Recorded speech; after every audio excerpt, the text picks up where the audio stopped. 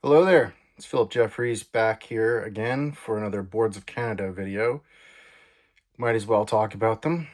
Um, I've heard that Warp are having trouble keeping up with vinyl demands for Inferno.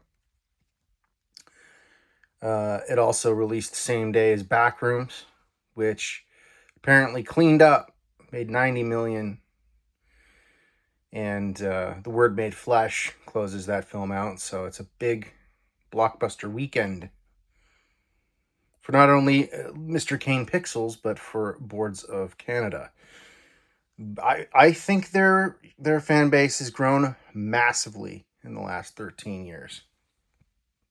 I really didn't think it had got like Tomorrow's Harvest was. I mean, they hit number 13 on the Billboard in the United States with that. I am predicting a pretty big, yeah, a nice charting for them. So again, it is the morning. I usually do these things in the morning. So my brain is turning on as I speak. Try and correct some things that I got wrong in the last one. The really beautiful guitar one I was talking about with the synthesizers, I was thinking of was Into the Magic Land. And the one with the sitars, I think I corrected it in the comments, but that's Blood in the Labyrinth. But let's talk about Bards of Canada in a more general sense. I've been a fan since 2002, since I was 15. So I have some OG cred, but I'm happy to have all the new fans. I'd like to clear some things up because I think it was a little garbled the way I was talking about it. But I don't do it for a living because you don't make enough money doing these for a living. But yeah, so I do visual essays from time to time for companies. So I mentioned I did the Suspiria 4K here, but my analysis of Tom York's score is called Tom York's score. Tom York spells the music of Suspiria. Sorry, it's been a long time. By me, film writer Philip Jeffries. No, that's not my real name. I'm anonymous for a reason. Anyways, I also said something about a cult as my passport. I've done one on that. That has nothing to do with Boards of Canada. What I meant to say was that the title of it, which is the neo-noir Yakuza cool of Shishido Joe, gives nothing away about what my visual essay is about. The Tom York one is self-explanatory. I also bring it up because I mentioned Boards of Canada twice on that visual essay. I mentioned a lot of Warp artists on it because they all influenced Tom York. I think we all know that. This is another example here of a music-driven visual essay that I did for Thief of Baghdad. And this one tells you exactly what it is. Double Life of a Composer. And it's about Miklos Rozsa. And I talk about theremins and all sorts of different production techniques from the 40s.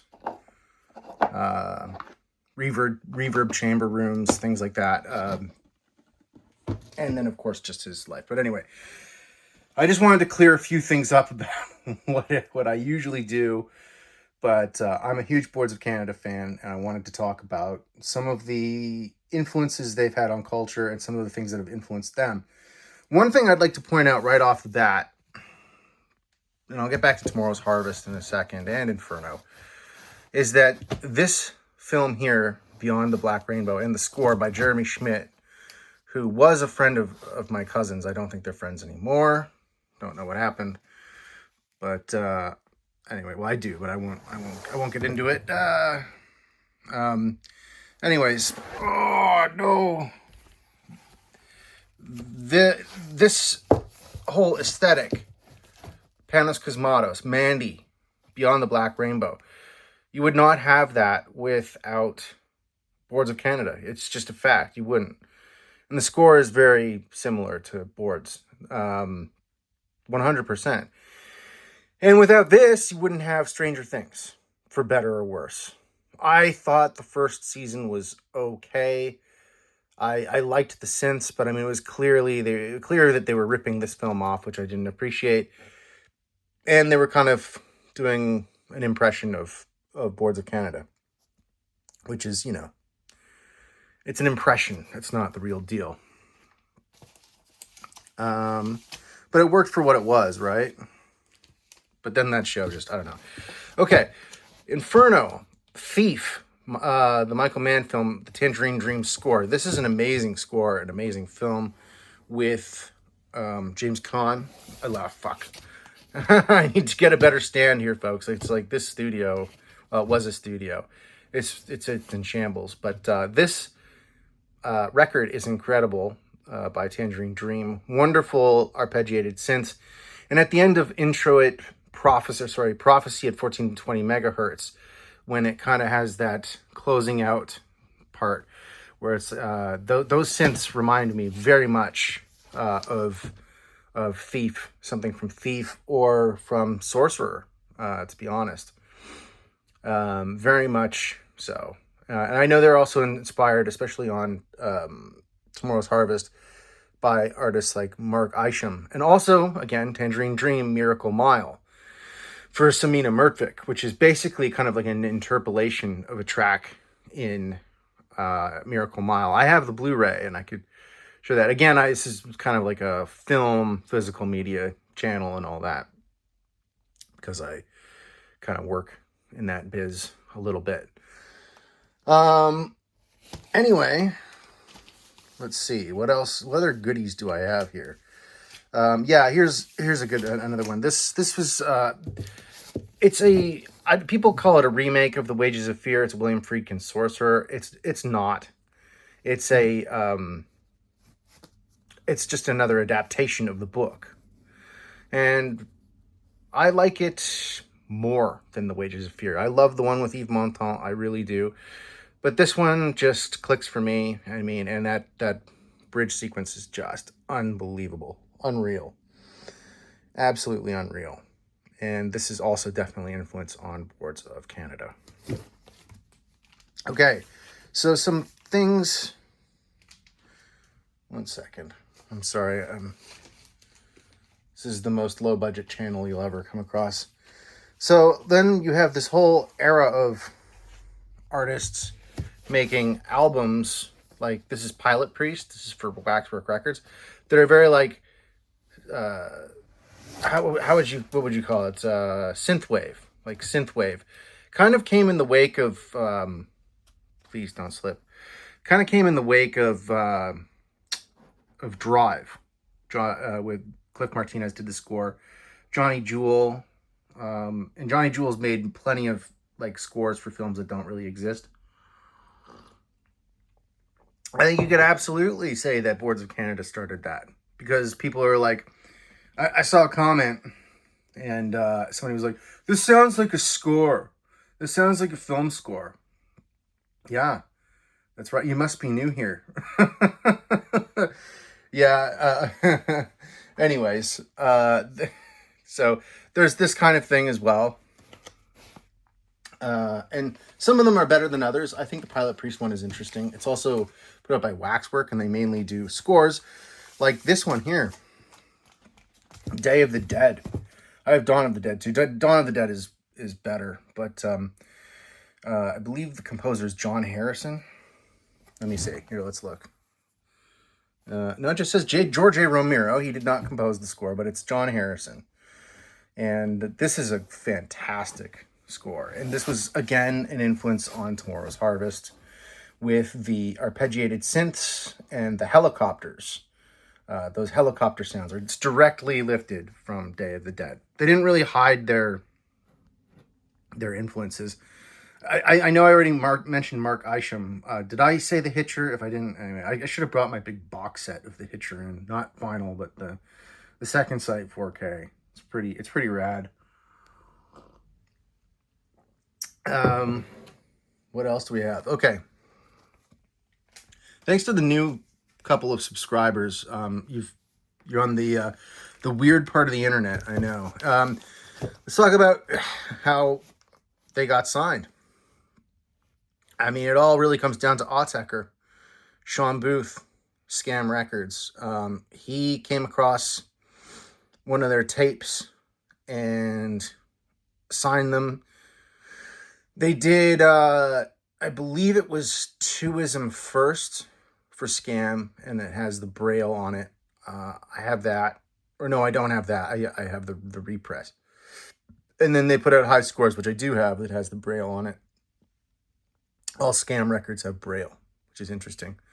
I met Sean Booth once, and he signed my CD of Amber, and he signed Quaristus as well. And I gave my Amber one to a girl who I was in a hospital for a long time, and this gal and I bonded, and I put on Amber, and it was alienating to pretty much everyone except for her, and she's like, I fucking love this. And she was a beautiful young girl, and I gave it to her, and I was just like, yeah, you enjoy it. I passed it on, you know. I thought that was a nice thing to do. Yeah, let's keep going. Yeah, I wanted to point out too, a really good remix is their Broken Drum remix for Beck from Garolito. And my man LP's on here as well. Really good remixes. All fantastic. And we can get into more Warp stuff. I just kind of wanted to keep the Boards of Canada conversation going. Here's, Trans-Canada Highways in here, and Music Has the Right to Children. I let someone borrow it, and I haven't gotten it back, so I don't know. I might just have to get another copy of it. It's not an original. And I should probably get another Gio Gotti, because this is getting pretty worn, as I pointed out in my last video. But then there's tons of other stuff in here. I mean, as you can see, there's lots of old stuff like jazz, R&B, hip-hop scores, tons of film scores, tons of rap albums. But my Warp stuff, I think, is kind of mainly in this area. I have to really go through it. But yeah, Aphex Twin, 26 mixes for cash. Cyro. I have Window Liquor. I have all that stuff. Some other... and Flying Lotus, of course, who is also a big inspiration for me. Love him. Los Angeles is one of my favorite records. So, Burial, of course. Which one is this? Oh, okay. I do have Untrue. I see, it's been a while since I've been in my record room because of everything. All my equipment's fucked. And, yeah, more Autechre. I've got tons more of that stuff. And then I didn't poo on him, but because I wouldn't do that, it would be a lie. I do like Comtrues, but he's kind of one note in a way.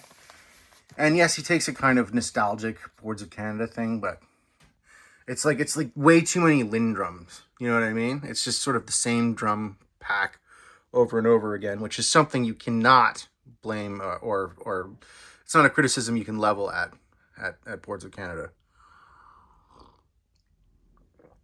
They're always, I mean, they've recycled some sounds here and there, but like they're always pushing into new sonic territory.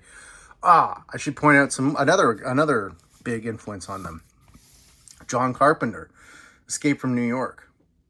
See, I'm just having all these, like, keep it going in the comments if you want, if you're even listening to this. But like Halloween 3, Season of the Witch, I wrote an article on this for Diabolique magazine, and then that magazine got taken down, which really sucks because I lost it. I found it, thankfully, on my Word file, but it actually used to mean something to write for Diabolique, and then they just fucking shuttered it. Anyway, and then there's Big L. That has nothing to do with anything. I need to really get my rap in order, especially hardcore rap and all that. But yes, so Boards of Canada. I gave Inferno a 4th and 5th listen last night, and I still hold around 9.7, 9.6.